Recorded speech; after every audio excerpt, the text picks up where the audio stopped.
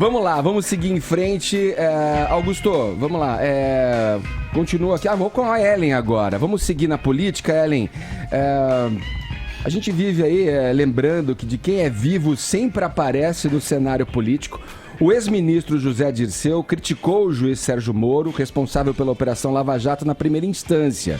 Numa carta publicada ontem no blog do seu companheiro Fernando Moraes, o petista critica o que chama de método do juiz federal. Ellen, vamos lá, a julgar pelo tempo que o Dirceu, né, dispõe ali na prisão, ele está desde de agosto de 2015 encarcerado.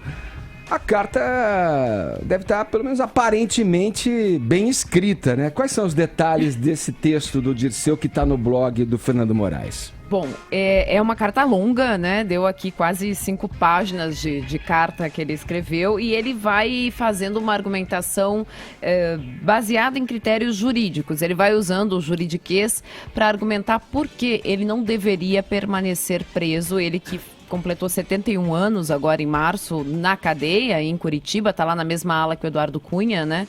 Ele e Eduardo Cunha dividem a mesma ala na prisão em Curitiba. Dizem que não conversam muito, só trivialidades, que destino, né? Hein? Pois é, olha, só trivialidades, não entram em assuntos muito aprofundados. E ele tá preso lá desde agosto de 2015, ele permanece na prisão e ele escreveu no blog Nocaute do Fernando Moraes essa carta. O que ele vai argumentando? Vai lembrar que ele está detido lá por tem duas condenações do Sérgio Moro, né? Sim. Fora lá no processo 470, quando ele já foi no mensalão. No Sérgio Moro, ele caiu com 11 anos e 3 meses, depois a outra condenação é de 20 anos e 10 meses, corrupção e lavagem de dinheiro.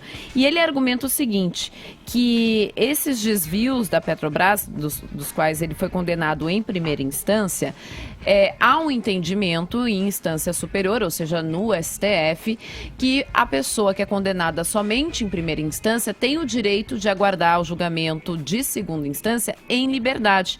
E que o Sérgio Moro, ao prorrogar de forma indefinida a prisão dele, está atropelando, então, o entendimento de instâncias superiores, né? Ele vai fazendo esse tipo de argumentação. Que método é esse de um juiz federal que atropela o entendimento de cortes superiores? Que método seria esse de um juiz federal que atropela a própria Constituição ao prorrogar de maneira indefinida a prisão dele? Afinal de contas, ele está prorrogando aí a prisão do Zé Dirceu de forma indefinida. Depois ele diz o seguinte, que o Sérgio Moro ignora o princípio da presunção da inocência. E aí tem um trecho da carta dele, abre aspas, que diz o seguinte: a minha condenação do processo da Engevix Petrobras não transitou em julgado, não foi ainda para a segunda instância. Logo, eu tenho a presunção da inocência e não a culpabilidade. Ou o Moro já revogou isso, né? Já revogou essa minha presunção de inocência. Ele pergunta mais, Moro já me condenou sem sequer ter me investigado? Ele vai fazendo esse tipo de acusações. Depois ele diz, Moro alega que eu seria uma ameaça à ordem pública, de forma mais genérica também, que o produto do crime não foi recuperado, expondo uma de suas razões sem base nos fatos. Afinal, eu estou sem renda há 3 anos e todos os meus bens estão sequestrados e arrestados e, com exceção de 2, estão confiscados. Então, ele vai usando esse tipo de argumento para criticar os métodos do juiz Sérgio Moro dentro dessa manutenção da prisão dele, que, por enquanto, permanece por tempo indeterminado. Ele fica dentro das estratégias jurídicas, né? Porque a gente vai acreditar em quê, então? Não tem culpados o esquema que levou o país à situação que a gente se encontra? Vale, seriam os fantasmas do Alvorada responsáveis pelos desmandos e pelos esquemas, né, de corrupção no país? Olha, nessa linha de argumentação, o Moro tem que ser preso, urgentemente. Não é? Vai lembrar que ele está condenado em primeira instância, né? Já foi, não é primário, já foi condenado no mensalão. Foi condenado agora 2 vezes em primeira instância. É questão de tempo, a condenação em segunda. Ele é mais culpa, mas meu Deus do céu, o Zé Dirceu é um prontuário ambulante. Sabe? O homem... É preciso que alguém escreva por ele, e é certamente que ele não sabe escrever, eu sei disso, que ele escreveu para o Jornal do Brasil quando eu dirigia.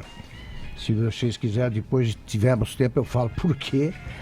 E o Zé Dirceu, outro escreveu isso aí, porque nem ele acredita na própria inocência. Alguém tem que escrever por ele, senão ele não consegue.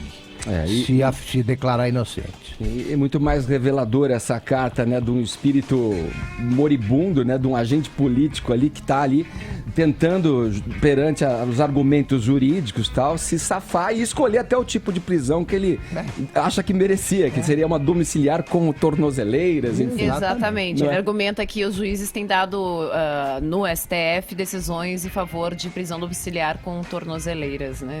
E ele fica lá sendo injustiçado pelo juiz Sérgio Moro. Vamos lá, meus amigos, deem uma olhada nessa foto. Augusto, presta atenção nessa foto. Quem nos acompanha pelo streaming também está vendo essa fotografia. Ela registra um instantâneo de 1969. Ali estão 13 presos políticos trocados pelo então embaixador americano Charles Elbrick, sequestrado por militares de esquerda dias antes desse clique. Militantes de esquerda, perdão, antes, né, 3 dias apenas antes desse clique aí.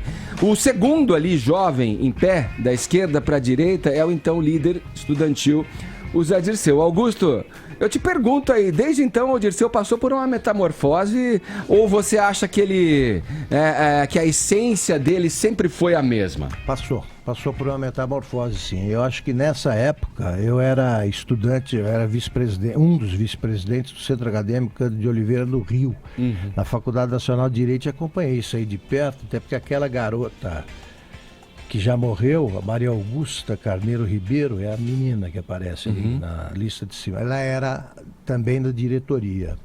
Acompanhado de perto, saiu o Dirceu, ele não mudou fisicamente, não, ele mudou mentalmente. Eu acho que até 2005, até a cassação, o Dirceu, de alguma forma, ele achava que o PT deveria cumprir aquele negócio, aquela frase, aquele mandamento que ele dizia, que ele repetia toda hora com o sotaque inconfundível lá de Passa Quatro, né? O PT não rouba e não deixa roubar. Sim. Em 2005, quando ele foi procurar o Jornal do Brasil, já quase cassado, ele era um cara que não tinha dinheiro, não tinha mesmo. Ele tinha dificuldade para ficar em hotel, tal, não era um cara rico. Aí ele descobriu que ele podia agir como agiu no Jornal do Brasil, como facilitador de negócios. E começou a se valer de amizades com os ditadores, proto-ditadores aqui por perto, Chaves, Morales, tá? E começou a facilitar negócio e ganhar muito dinheiro. E se tornou um homem rico com aquela consultoria. A partir daí, ele passou a agir como delinquente. Quando ele ergue aquela mão, não sei o quê, guerreiro do povo brasileiro, quer dizer, o sujeito tá. Enquanto ele está fazendo as negociatas dele, ele aceita o dinheiro da vaquinha que fizeram os companheiros. Quer dizer, é o cúmulo do cinismo. Então eu acho que o Dirceu, ele perdeu completamente qualquer tipo de sonho que tiveram aí esses jovens, né? Éramos todos muito idealistas, jovens, né? Idealistas, queriam mudar as coisas, etc. Acho que ele resolveu mudar para melhor a vida dele e conseguiu. Essa foi a mudança.